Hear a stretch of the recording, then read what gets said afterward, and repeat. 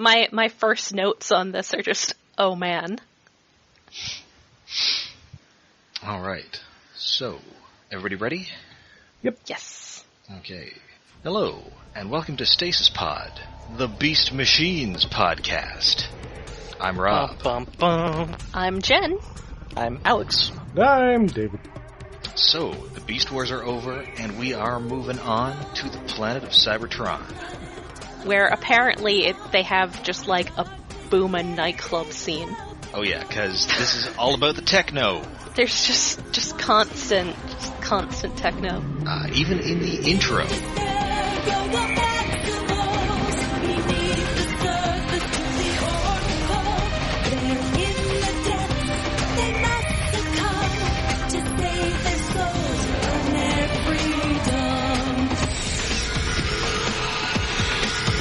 It's a revolution. It's Beast Machine. It's a transformation revelation. It's Beast Machine. It is, alright, so, Beast Machines, just a quick bit of setup here, but we won't tell you everything, because this is the rare Transformers series that starts in media res. Yeah. The characters don't know what's going on, and neither do we. No.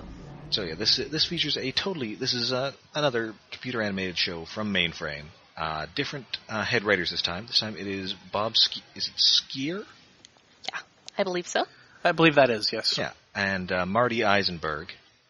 They're both animation veterans. They've been on they've produced a ton of shows. Marty Eisenberg would later go on to produce Transformers Animated, and I believe Rescue Bots? Is he involved with Rescue Bots?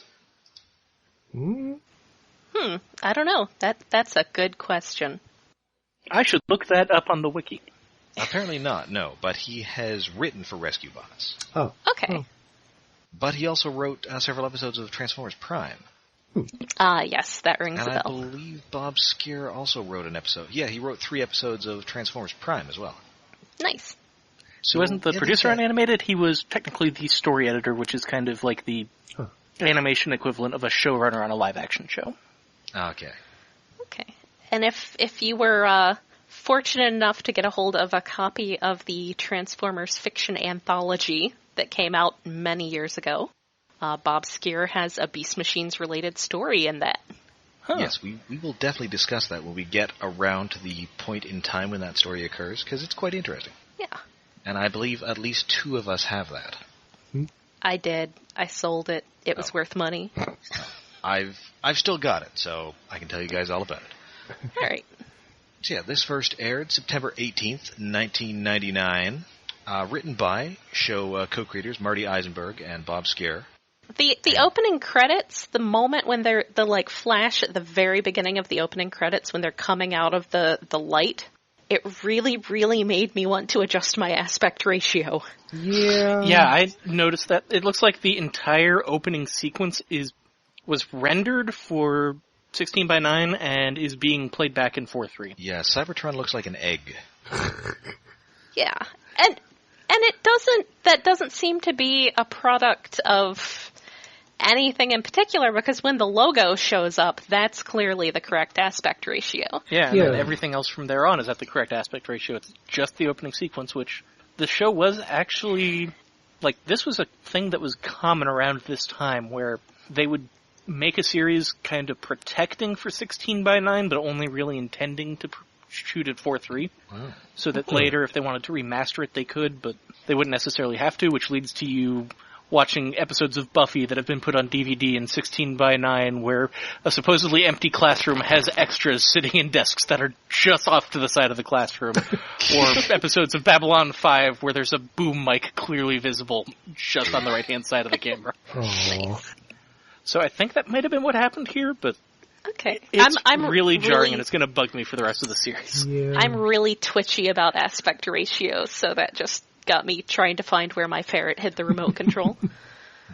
I spent 45 minutes trying to re-export this at the right aspect ratio because I thought it was something screwed up with my copy. Yes. And then I found out, no, it's just the opening that's screwed up. So anyway, this show was originally called Beast Hunters, and it was based on a pitch by a longtime comic scribe, Marv Wolfman. Woohoo! Oh yeah, he also, as I recall, penned The Return of Optimus Prime, Yes. Oh. And I think known for the rage virus where everybody turns red and starts attacking people. put a pin in that one, guys. Yeah, And I believe he also wrote a couple episodes of Beast Machines.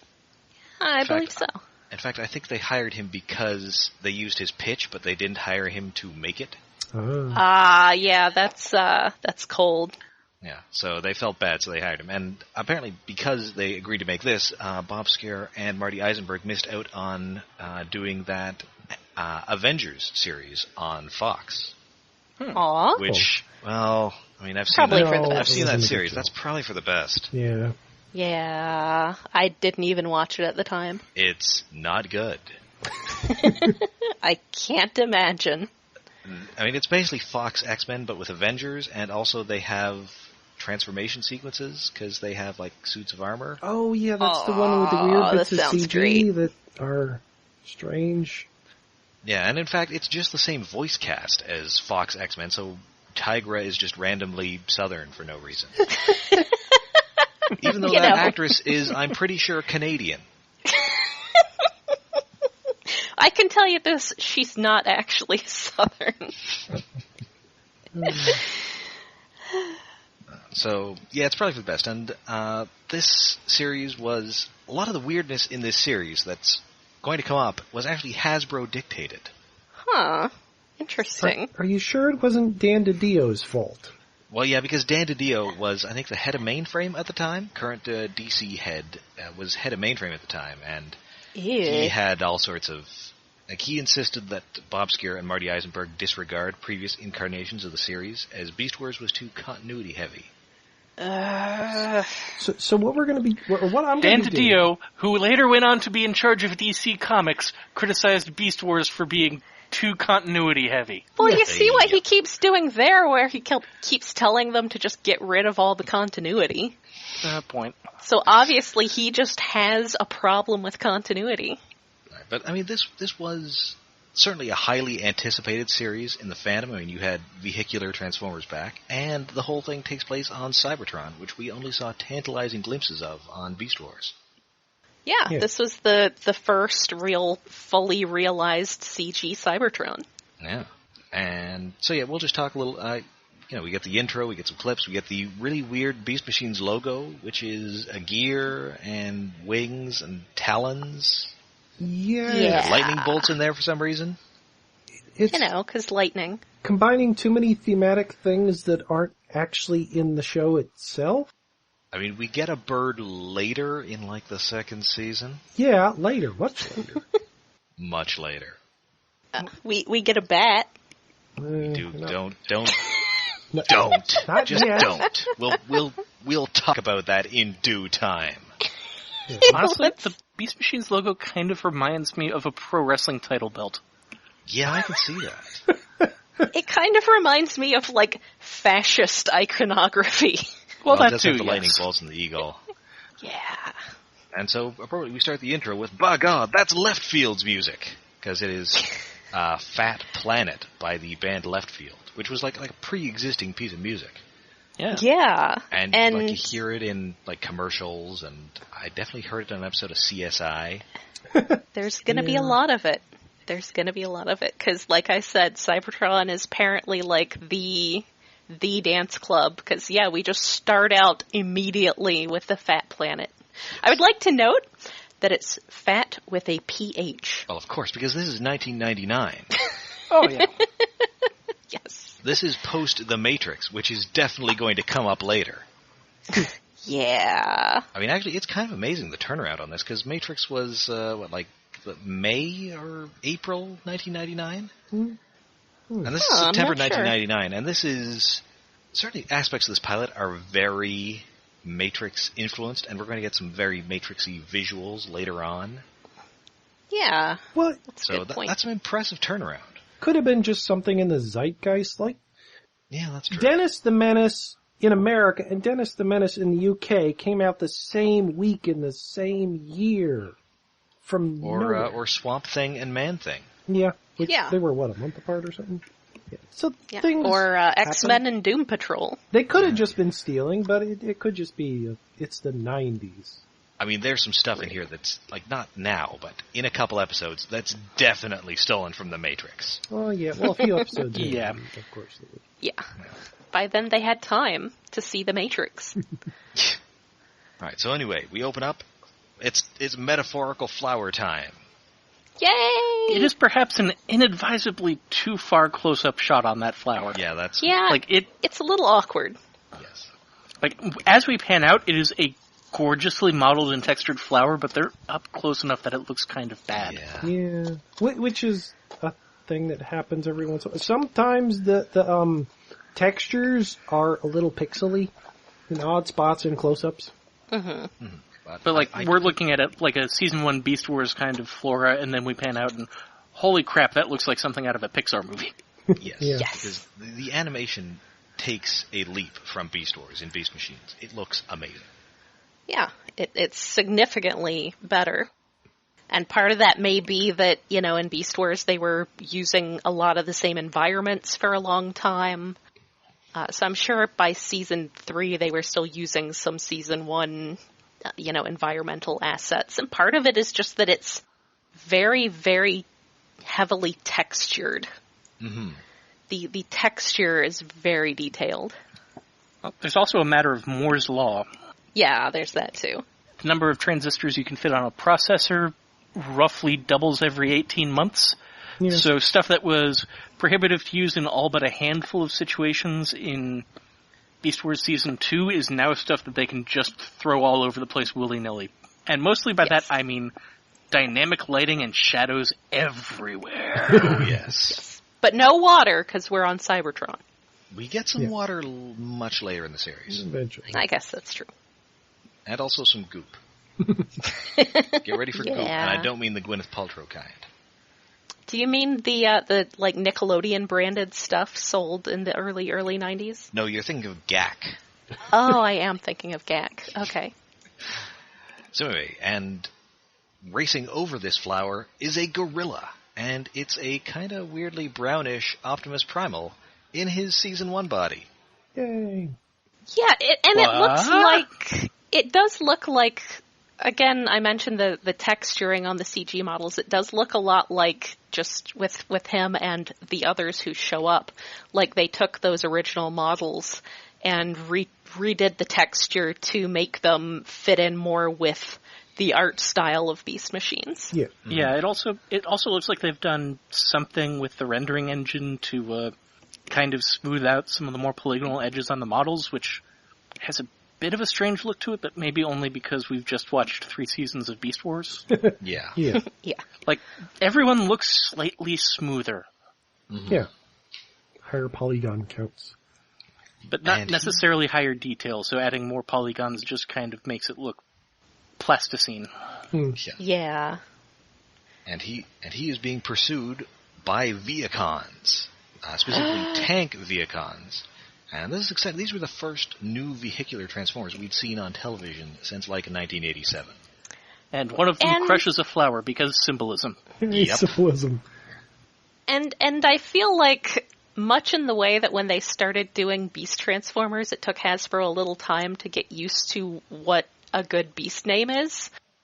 You get that with these guys. Now we're not to the ones that have names yet, but if you remember the toys and such, the names were generally not great. I don't know, they're Yeah, simple so- and they're effective, but he's just a giant tank drone Cylon. Yeah, Yes. they're very Cylon. They've got the scanning eye thing, and the Viacons are great designs. I mean, they're probably the most alien vehicles we'd had up to that point, and maybe still are. Fantastic. Yeah. Well, there's some movie designs that are more alien, but That's true. I mean, and they sort of have heads in vehicle mode because they don't have to disguise themselves as vehicles. yeah. Yeah. Which is a definitely a cool little detail sort of theme. Mm-hmm. So yeah, he's running, he fights. We get new explosions now. They're no longer household item explosions filmed in the mainframe parking lot, but they're actual like animated explosions. And they don't so much explode into polygons. No, they look they're fireballs. They look neat. They look almost volumetric. They don't look real, but they look really cool for not being real. They're like expanding, glowing balls of cotton candy. I seem to recall fans at the time describing them as looking like pudding. It's weird. Pudding. Orange pudding? Guess? It's like if you were launching lava balls that expanded. Yes. Yeah. It's a really, it's a weird effect, but a neat effect to give explosions volume. And they last. Also, there is already techno playing as this chase occurs. And it's the same composer from Beast Wars, but it's definitely, I guess, fitting the Cybertronian setting very techno. I really love this score. Yeah, it's good, but it's very of its time, I would say. Well, yes, it did make me feel like waving some glow sticks around. Yeah. I miss The Rock, but it totally works for the setting. Yeah. So, Primal starts, he can't transform. Whenever he tries to, it gets electric shocks. Oh, he's getting electric shocks even without that, and like there's one shot where he's cornered and they're waving their flashlights over him, and like it's generating multiple shadows behind him, and then he starts electric shocking, and that's also lighting him, and it's just like, guys, stop showing off! We have dynamic lighting and shadows now. Awesome. It's like last season was water, now it's lighting. Yeah. Guys, look what we can do. Hey, look. I was impressed with the can't transform sequence because we start to see bits and pieces of his robot mode kibble. Or robot mode bits, I guess would be the technical term. So they put some real effort into that. Yeah. I almost would have expected him to just not work like most of the other people do. Mm-hmm. So suddenly his eyes start glowing and he gets like weird mystical visions guiding him to a monorail. That's after hitting the monkey bars for a workout. Yeah. Oh, yeah. I'll meet you at the monorail. What's that word? Monorail. And he does meet someone at the monorail. Yes. It's our old pal Rat Trap, who also cannot transform.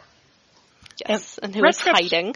Rat Trap's immediate reaction gives me so many questions, because his first response is, find your own hiding place, which means he assumes that A, there are other people on Cybertron but him, and B, that they aren't all just Viacons trying to kill him.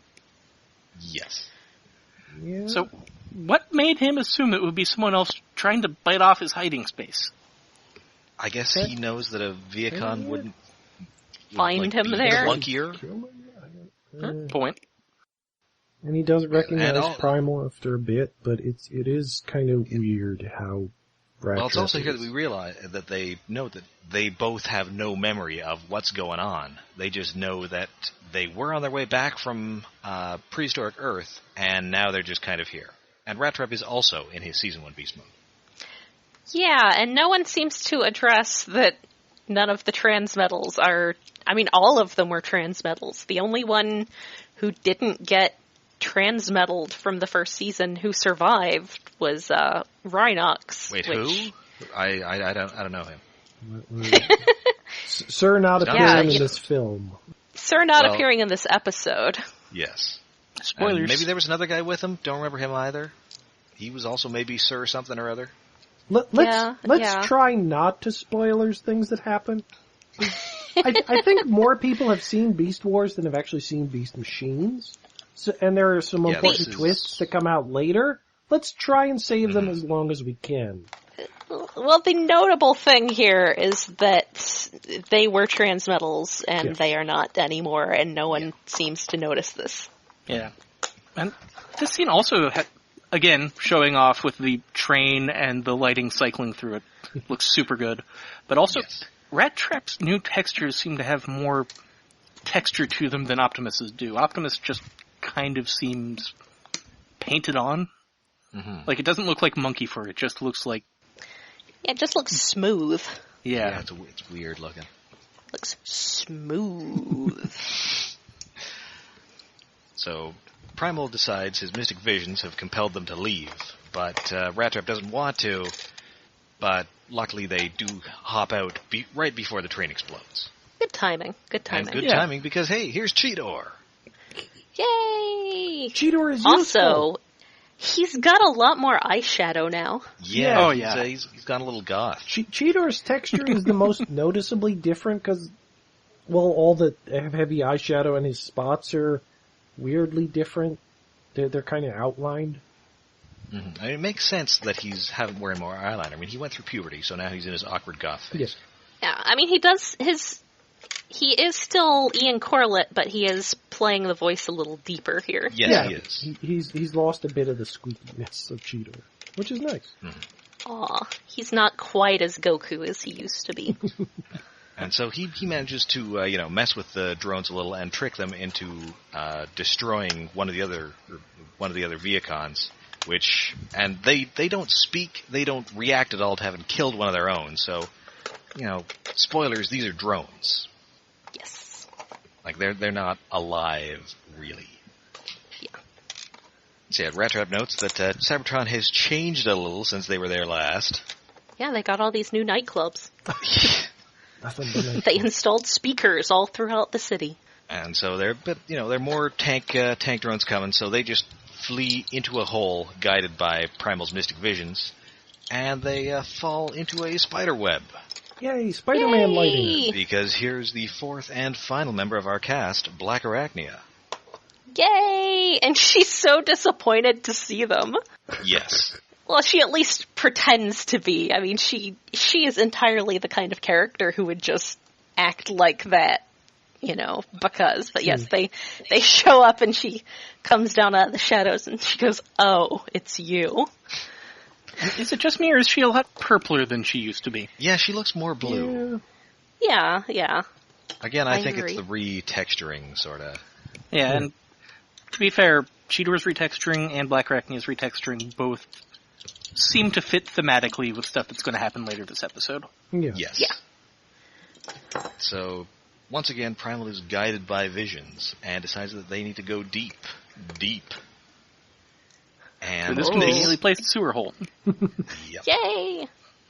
And as they go, they pass through the ruins of previous Cybertronian civilizations, and I really love this. This is neat. Yeah, Oh, it's such a cool sequence. they look so gorgeous. It's a really cool visual. They're fantastic wallpapers Yes. for computers. I really like the one that looks like ancient Egypt. Yeah, well, I was thinking more Incan, but yeah, very pyramid. I mean, they're pyramids. And this is stuff that's never really been explored in subsequent Transformer stuff. I'd like to see that. Yeah, well, Yeah, the that's a first good one they point. pass through has more circular and stuff, which kind of makes me think a little bit more of G1, more cylindrical buildings.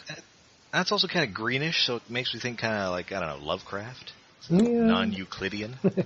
Ooh. Yeah. I love how they're kind of out of focus and silhouetted, but still occasionally crackling in the background. Yes. It's just such a cool look. It reminds you just enough that they're still there while letting the audience focus on the cool backgrounds they set up. As they're crawling down Black Arachnia's thread. How much thread can she produce? They're climbing down for what seems like hours. About that much. Yeah, I mean, because we do reach a limit. And it's kind of a neat touch that Cheetor can't climb by himself because he doesn't have opposable thumbs. Yeah. That's a good point. So he's just got to hang on to Primal. Aw. And so Poor they're kitty. all just kind of shutting down. This virus is killing them, or wiping their operating systems? Yeah, shutting. Yeah. I think I wrote that down. Our operating systems will shut down. I'm like, when you're turning off the computer and it says Windows is shutting down, that's not really how they mean it. I mean, maybe that doesn't mean they're going to die necessarily, but I mean, then they'll just be easily killed by these Viacons. Yeah. I suppose. So yeah, they fall down and they just reach. There's nowhere. It's just dark. There's nothing. There's just some chunks of rubble around. They reach the darkest pits of Cybertron. Mm-hmm. Yeah, And it's Optimus very is- dark. It's very pit-like. They're likely to be eaten by a Gru. Exactly. And then Primal is not going to give up, and he just picks up a chunk of rubble and just hucks it. Yep. and it shatters something, and then holy Pacific Data, Batman. He punches a hole through reality, and reality sets on fire in response. Yes. He throws a brick, and he throws a brick through reality. Yeah, into the darkness. It's like, in the pit, he throws a brick and summons the Inferno. Just fire everywhere. Fool, pain is his friend. Wait, no, he's not in the show. No. Oh, and then he walks up to the fire and touches it, and because that's D&D rules, he successfully disbelieves the illusion, and it vanishes. It turns into space. And then there are a bunch of clear floating blobs, and they're actually in like this chamber that turns out to be the Oracle. The what now? It's an ancient legendary supercomputer. Oh. Which lost a lawsuit against Google recently. Yep. Yes. Yeah, that's it. It's this is one of those things that it's like, that thing. It's like, no, that's not a thing that previously existed in Transformers fiction. Yeah, no. It kind of is, as we're going to find out in a few episodes. Eventually, but right now it's like, no, this is completely new knowledge. Oracle, what is this giant Stargate thingy? Where did this come from? It does look like a Stargate. And then, wait. What is with those clear blobs, anyway? I guess they're water. They're just blobs. I mean, they look cool. Yeah, kind of. They were watching more of those In the Mind's Eye videos, I guess. Some new ones would come out. Yeah, this definitely looks like a Trapper Keeper I had circa 1999. Yeah. Yep.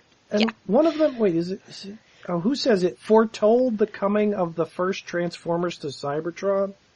Is what Optimus says that because he's the one who got to read the story Bible before getting trapped on Cybertron. Okay, yes. So he says that about this Oracle. The coming of the first Transformers was foretold to who? And where did they come from? Yeah, it's like, this sort of throwaway line of dialogue is like confusing to what we know about Transformers history from anything previous. Like it made my brain short out a little bit. Yeah, because it's just so weird. Because the basic story of, well, in the Marvel comics anyway, it was Primus, giant god thingy, comes to Cybertron, turns a rock into a terraformed mechanical planet, starts spouting out little baby Transformers. Eventually, they learn to transform over time. Well, don't forget the original Marvel origin, which is that they evolved from naturally occurring pulleys and gears. Oh, well, which is still kind of the same thing. It's like, there was already a mechanized planet, and Transformers just came out of it. And if the Oracle was there before, and it foretold Transformers coming, although who the hell is it telling, which means that, what? I'm confused by this one sentence. Maybe just when the Transformers got there, it was like, oh yeah, I knew you guys were coming. Called it. That's kind of what it seems like. Like, the Oracle's like a magical bullshitter at this point. And I might stick with that theory. Yeah, and, it just kind of looks at Optimus and goes, oh, you'll drink the Kool-Aid, here, have an acid trip. And the Oracle, I will note, is voiced by Elizabeth Carol Savinkov, who was the casting director for Beast Wars and this show, and I believe she was also the Predacon computer. Yes. Which you can't really tell in this one because she's very heavily synthesized. Yeah, heavily synthesized. Yes. And doesn't the Oracle say finally, finally a receptive mind has approached or something? Arrived? Yes. Something like that. So, okay, you'll buy this. Yeah, you'll buy this. Yeah. Oh, finally I got a hippie Hey, look. follower. Yes, cool. I found a sucker. So yeah, Primal goes in, and it's all sorts of crazy visions. It's like the end of 2001. Well, yes. It actually does remind me of like back in, what was the episode? Spark, when what was the episode where Rhinox went into the thingy in the Spark thing? Was it to get Primal back in the beginning? Coming of the Fusors. Yeah. Oh yeah. Yeah, it kind of reminds me of that with like yeah, lots it is of kind of like that. Well, because it does say he is communing with the Matrix, and the Allspark. Yes, the Allspark, which I think it says are the two same things. And that is the first mention of the Allspark. Oh, it is? I think it is. Yeah. I recall, I hadn't remembered that specifically until it showed up in the show, and I remembered, oh yeah, that was a concept from Beast Machines. For one thing, because there were a lot of people in the fandom, of course, really hating on Beast Machines for reasons that, because of the cycle of fandom. And so it was amusing at the time that, say, one of the biggest message boards was named after a concept introduced in this thing that everyone hated. Oh, right, yeah. And yes, you are correct. It was named in a thing that everyone kind of hated at the time. I mean, the concept does have its seeds in, like, a G1 cartoon saying, "Till all are one" as a catchphrase. Yeah, it works with what we already knew about the Matrix. It sort of slots in perfectly. I think the Allspark is now the thing that Rhinox was going into in Coming of the Fusors. Yeah. Yeah. I mean, it's kind of the Allspark, kind of the Matrix. It's... Matrix, a thing. Anyway, there are a bunch of sparks, and we also see what appears to be an organic planet being transformed into Cybertron. Yeah, So that does kind of fit with that whole planetary origin thing. Yes. Which will come back in a few episodes. Yeah, that'll come back. The first robots came to Cybertron, they had to learn to transform. Oh, you missed the giant string of pseudo-spiritual platitudes. Oh, you mean the line? Yeah, that it's we get to hear basically... over and The future lie buried in the past. Yeah, to unleash Oracle the warrior within, you must tame the beast without. Transform and transcend. It's just a bunch of motivational poster sayings. There is no spoon.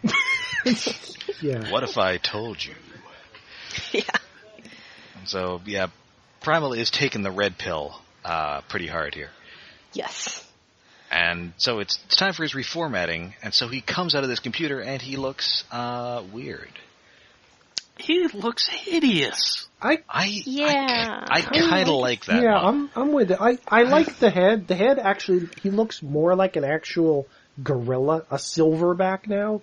It's just that some of the tech greeblies that now he's, what is it? What are they called? They're not trans tech. What are they? Is there a term for what they are? Techno-organic? Okay. Yes. Some of the techno-organics are just kind of weird. The way his face is separated from his body kind of reminds me of Transmutate. Yeah. Like in the way they were trying to make Transmutate look creepy.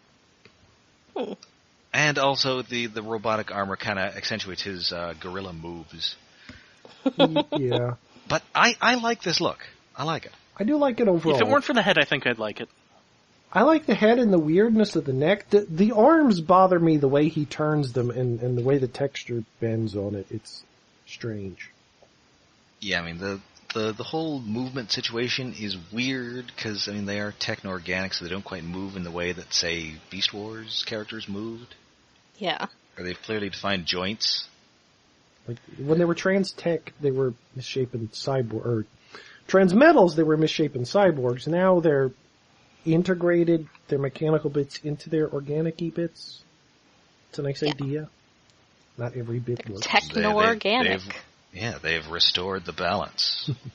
It's like if Transmetal 2s didn't look like horror creatures who were all asymmetrical and like they weren't supposed to be that way.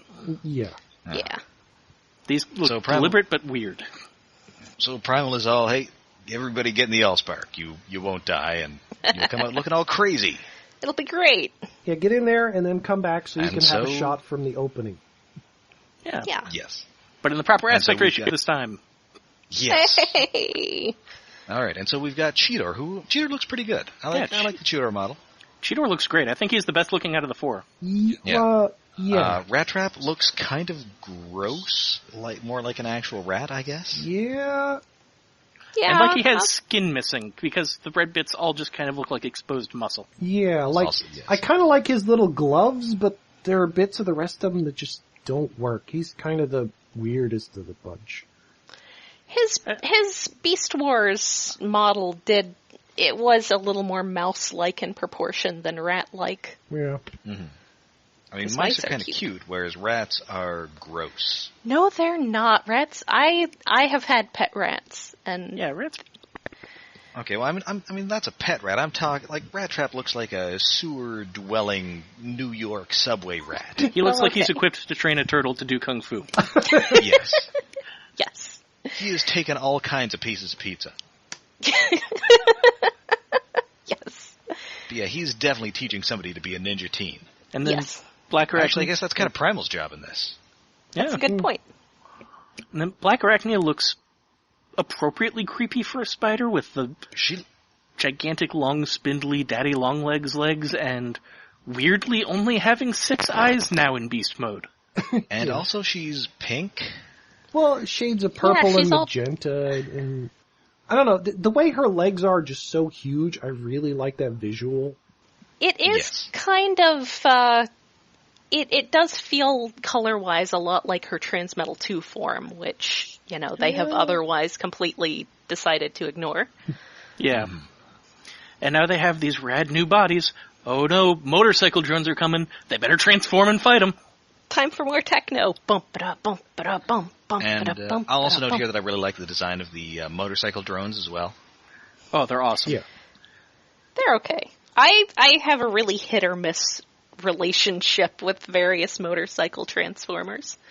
Well, these are guys who are... I'm okay with these because they're not like human motorcycles. No, they're not designed to be ridden. They're like Tron vehicles minus parts. They're just wheels to deliver gunfire. Yeah. Yes. That's fair. As I have the episode kind of running in the background while we're talking about it, and as they line up to dramatically transform and fight them, we get a really close-up shot of Cheetor's face in beast mode, and he's got like awesome-looking whiskers and Oh yeah, some I really remember nice that. fur detailing that you don't necessarily notice not close-up, but he looks so good. Yeah. Yes. And also he's got purple spots now. Yeah. Yeah. Because of reasons. And then we get another look at Primal's kind of fist armory stuff, and the more I look at it, the more I think, oh, this is some gear from World of Warcraft. Kind of, yeah, it's oversized. Yeah. Doesn't look like it fits. It's huge And the color has scheme random, of like gold and blue. Yes, it's huge and has random glowy bits for some reason. Maybe some floating crystals on it somewhere because you're a mage. Yep. And it's very vanilla WoW because the way the textures kind of warp as his body moves. Yes. Yes. So yeah, they all get ready. We get the Maximals. We're all ready for the dramatic transformation, and nobody transforms. Womp womp. Oops. It's a nice subversion. Yes. I had a nice giggle at that. Yeah. Yeah. Well, you're not So, dead, yeah, but you they still send can't transform. Yep. So now they realize that it might take them years to learn how to transform. Oh no. Which we don't have years, and also come on guys, Hasbro has to sell those toys. Let's get on. Let's chop. Come on. So they're just going to have to fight them as beasts. And so they separate. I really like Black Arachnia's beast mode run cycle, because she's just kind of crazily scampering with all those legs. Yeah, It's great. Her gait is almost hopping. It's wonderful, but it's just so weird. I mean, it looks like no spider. Yeah, I don't think Possible. spiders actually walk like that. Maybe jumping she's built spiders? more like a harvestman, or a daddy longlegs, which is not technically a spider. It isn't? Oh. No, it only has one body segment and has no spinnerets. Oh. Poor little fellow. Welcome to the Science Corner. I took invertebrate biology in university. Huh. Ooh. So yeah, they fight them. Rat Trap just kind of jumps on one and kind of chews it up. Although, first they jump off a cliff, and then the other ones jump off a cliff way further and don't fall on the conveniently placed cliff just underneath the first cliff, so they jump into the giant bottomless pit. Yes, it's kind of neat. One set of Viacons lines up as like ramps for the other ones. Yeah, they're working in tandem, which is Yes. kind of makes their massive numbers more frightening. And I also like the way they bounce as they're going down the Oracle steps. A lot of thought has gone into the show. It's really nice. Yeah. Oh, Although, was there a lot of thought that went into Rat Trap crawling up a wall like Spider-Man? I mean, rats can kind of do that. I guess. They're like squirrels. Except they have the plague. You don't all have So much rat hate. I think much that's not rat hate. uncommon. No, it's not. it's not whether it's uncommon, it's whether or not it's justified. Yeah. I'm just here to defend the weird stuff. That's what I'm here for. And Cheetor uses his crazy super speed to kind of pounce on them. Yeah. He just starts wall jumping back and forth until he's fast enough to just jump straight through the Viacon that's chasing him. Yes. And Black Arachnia catches hers in a web and then goes in to eat it? I think she's going to eat it. Yeah? She's been learning from tarantulas. Yeah. Well, they have become more animalistic now. And they seem to be more okay with Black Arachnia being kind of creepy. Yes. Yeah. And then Rat Trap jumps onto the back of one of them and uses his mouth to pop off the tire guard and then just clamp his jaws down on the tire until it stops. Ouch. Ow. I mean, rats do have very durable teeth. Yeah, supposedly they can chew through steel, given enough time, but... Yeah, so like a dog-sized rat like Cheetor, I can buy that. A dog-sized rat with metal teeth? Like Cheetor? Yeah, yes, like Cheetor. You know, who turns into a rat, obviously. Alright, so Primal is, just kind of using his gorilla strength to beat up some Viacons. But then he gets shot and falls into a bottomless pit. And then he accepts death, which lets him finally transform. Yes, he tames the beast without to release the warrior within. And so he transforms into his new robot mode. And again, I like the design of this. I'm not sure we can actually call it transforming, because it's just... Well, no, it's morphing. Yeah, it seems like a really poor concept to use for a transforming robot show toy line. Yeah, it's almost more of a magical girl transformation. Yeah. Although, they put some sound effects over it. Like mechanical sound effects. Yeah, which is weird. I wonder if that was a post-production thing from Hasbro. It'd have to be. Because in later episodes, the transformations are more mechanical. Yeah. Yeah. And then, I agree with you that the body design for his robot mode looks cool, but there's one huge problem with it. Nothing about that design says Optimus. Yeah. No. Not really, no. Other than... I don't know. I see it in the head. And he's got the shoulder pads like his Season 1 incarnation. He's kind of got the optimal Optimus hands. Yeah, but his color scheme is more optimal Optimus. He's orange. He's a lot of orange, which doesn't say... And he's got the back jets. Optimus. But he doesn't have any Optimus Prime to him. Yeah, he doesn't have any... pointy bits on the side of his head. Crest, he doesn't have the antenna. Anything implying the faceplate, even though Optimus Primal always had the face on the faceplate. But at least if he still had the antenna thingies or something. I think the head looks enough like his old beast mode that it kind of works. I guess it's just I don't know. It doesn't it's really like a design that's primal without being Optimus. Yeah. Yeah, and it's a color scheme change from his beast mode now. There's still a lot of the mechanical or goldish parts on it, but where's the black and the silver from his back? Question mark. I think there's definitely more of a disconnect from the toys in this series than there was in Beast Wars. Yeah, even more than Season 1. Oh, yeah. I think here they were actually working in advance of the toys. Right. So. Yeah. Yeah, because there's no Primal toy that looks like his beast mode in this. And that's kind of the part I like better. I mean, Air Attack is pretty close. Really? With that big head? The really big one? Oh, I guess. I haven't really seen the big one. That one's it's not very bad. good. Yeah. But it's too big, but it's very good. Isn't that one the one that wasn't released until Robots in Disguise? Yes. It's unfortunate. Yeah. So yeah, he's also got new powers, because he could just absorb the energy of the blasts with his forearms, and then fire it as a blast out of his chest. Yeah, he's got Dragon Ball powers now. He has mastered Zen in the art of monkey training. Well, he hasn't mastered it, because then he just transforms back for no apparent reason. Yeah. Well, I mean, he's about to administer a little Zen in the art of motorcycle maintenance on these cycle drones. Yes. Because he's trying to interrogate them with, who sent you? Like, what the frick is going on here? Yeah. And then he thinks gets, they're people. He gets angry and transforms back against his will. And unfortunately, gorillas cannot fly. Aw, he thinks he's people. He thinks they're people. Yeah. And also he says, as he transforms, he says, I am transformed, which is kind of a mantra on this series, which is weird. It's Although, again, very... that came from Hasbro. Huh. I'm okay with that. I mean, by all accounts from what I've heard, Bob Skier is a big hippie. So, you definitely get the feeling for that in this series. It may have been a request from Hasbro, but they asked the right guy to do it. Yeah. Yes.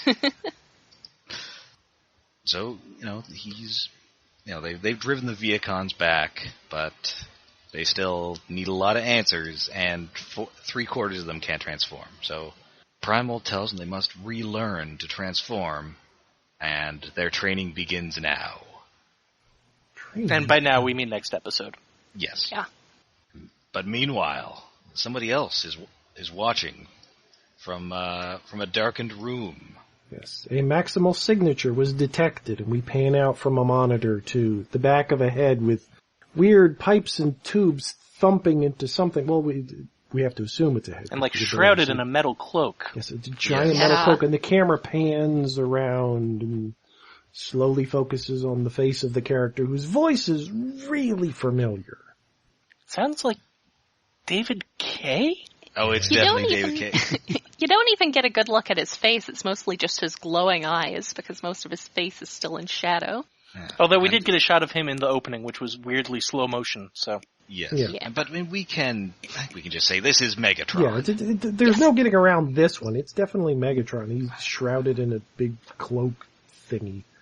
I mean, it's David Kaye, but it's obviously Megatron. So he It's David Kaye, and it's not exactly David Kaye doing like his animated Optimus voice. No. No, and although his animated Optimus voice is basically just his voice. Yes. Yeah. But that's what I mean. He's doing the Megatron voice. Yeah. He's a little less theatrical than Beast Wars Megatron. I don't know about that. And he's sitting in a dark room by himself, pontificating about the corruption of organics and the taint that's running across Cybertron because these maximal animals are there. He's still a little bit theatrical.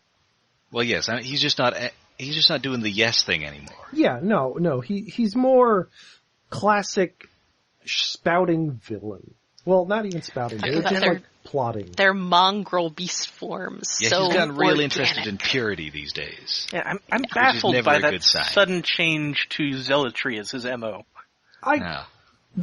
What we see is kind of a sudden change. It does seem sudden because we didn't see him arrive back on Cybertron. Spoilers, he gets there before the Maximals, but we'll get to that later. Well, I mean, causality does imply that. Yeah, but it's like it's a progression that makes sense. We just didn't see it happen.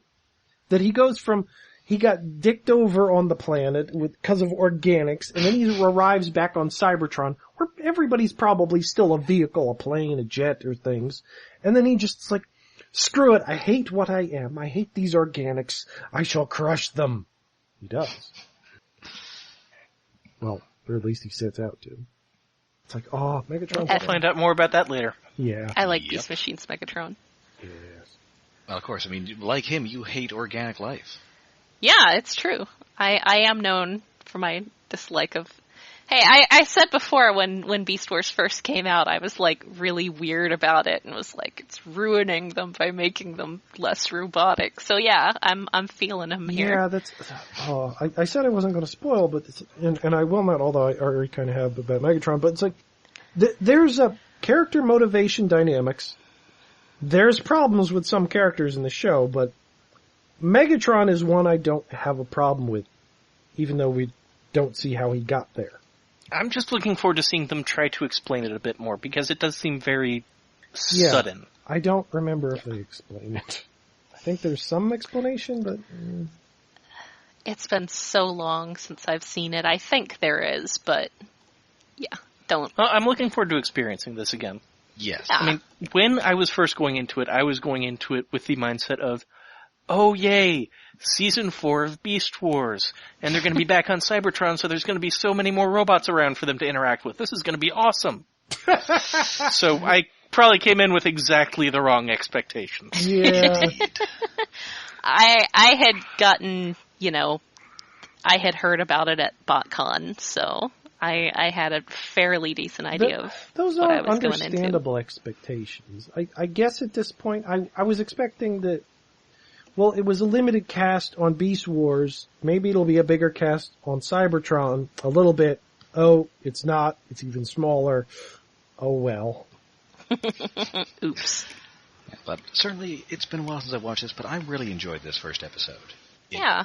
It looks great. There are mysteries.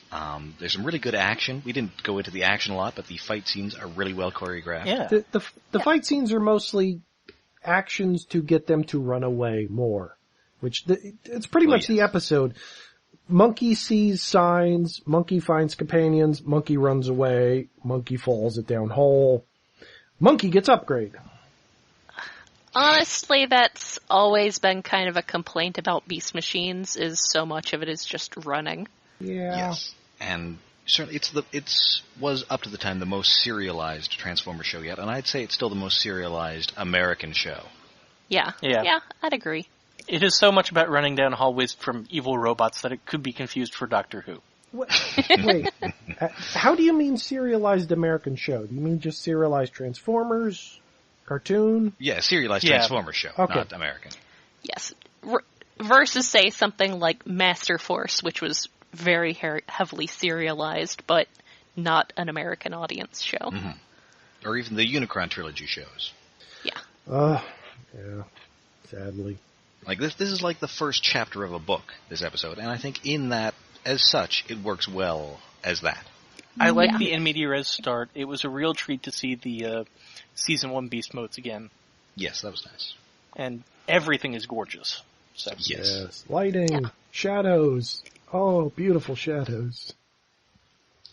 Alright, so I think that should about do it for the reformatting. So please join us next week for Master of the House, doling out the charm, ready with the handshake and an open palm. Okay. Some Canadian thing.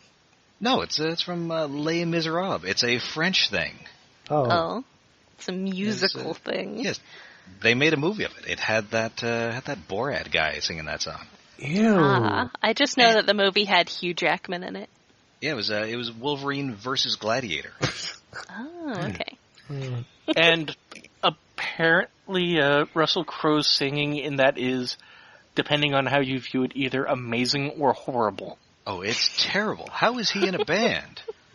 Saw that movie in the theater. Well, maybe he just plays instruments? I don't know. Maybe. No, I'm pretty sure he's the front man for that band. Oh. Because he doesn't have the ego to not be. Yeah. I mean, he's a good actor.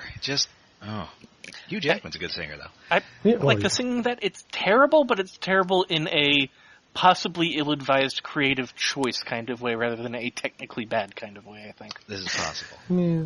And it's ridiculous because his singing is all, almost the French equivalent of if someone tried to make a song out of just the call part out of call and response marching chants. I am sorry for this derailment. You might also know Master of the House from the Seinfeld episode where George gets it stuck in his head and inadvertently passes it on to Elaine's terrifying father, played by hulking character actor Lawrence Tierney. It's a good episode. It's one where Jerry has the suede jacket that has the hideous old-timey popcorn box interior. And he has to... It's a good episode. Anyway. Also a good episode, Master of the House, which is our next episode. Okay. Yay! But hopefully we'll find out things. Yes, we will find out, a couple of things, maybe. Cool. Anyway. We get more Megatron, that's always good. Until then, you can find us on the Oracle supercomputer, or, if that's not available, possibly a computer made by Oracle. Do they make computers? I actually don't know what they make. Don't they make servers? They do make server products, and then they also license software and They're currently the owners of the Java language because they bought Sun, who also made computers. Yes. I knew they were a computer company of some sort, and that Larry Ellison hates Bill Gates. And Larry Page. Yes. And Larry David. So anyway, until that time, if you can't access the Oracle, then you can find us on Tumblr at stasispod.tumblr.com, on Facebook at facebook.com/stasispod, and on Twitter at @stasispod. Our RSS feed is hosted by iaconunderground.net. We are a listener-supported and self-supported podcast. So we do have a Patreon page at patreon.com/iaconunderground. And we also have we're also available on iTunes if you prefer that. And while you're there, please rate and review us. And if you'd like to tell us how you felt about Beast Machines, and I know that you have strong opinions about it one way or the other. Yes. I don't think that anybody's all, Beast Machines, it's okay. Yeah. It's fine. It's okay. It was all right. Yeah, nobody thinks that way about Beast Machines, so please send us your hot takes. Yes. Although keep them spoiler-free. Yes. Try to. If you want, feel free to write hot takes that correspond to different points in continuity and send them to us with episode numbers marked for what they have spoilers for. Yeah, that's a good idea. Send us your 17-year-old hot takes. Possibly at this point they'd be lukewarm, wouldn't they? Yeah. Oh, well, they may still be very, very hot, depending. Still scorching hot. Yeah. Hot as a mainframe pudding explosion. So, until then, the seeds of the future are buried in the past, and I'm Rob. I'm Jen. I'm Alex. And I'm David.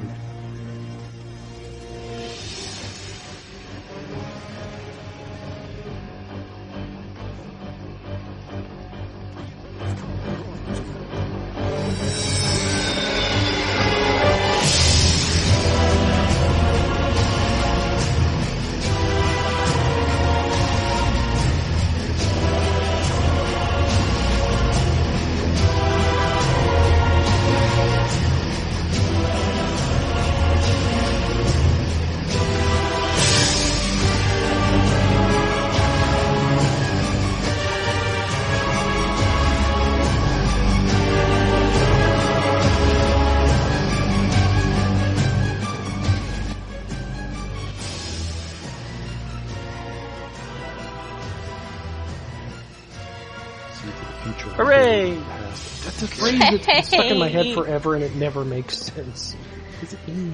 Wait, what phrase is that? Seeds of the future lie buried in the past. Okay. Why is it linked to seeds? Well, because plants. Seeds. Yeah. Because they grow a bunch of plants later. Yeah. And actually, they meet a plant who's a person. I love her so much. She's my she'll be favorite. And also, it does lead to one of my favorite lines in the series, in which Primal's infected by the hate plague and tells Cheetor, "Forget the seeds of the future. I'm going to bury you in the past." Oh my god, I forgot about that, but now I remember it, and I don't know if I wish I'd had or not. I mean, that episode's terrible, but I like that line. Yes.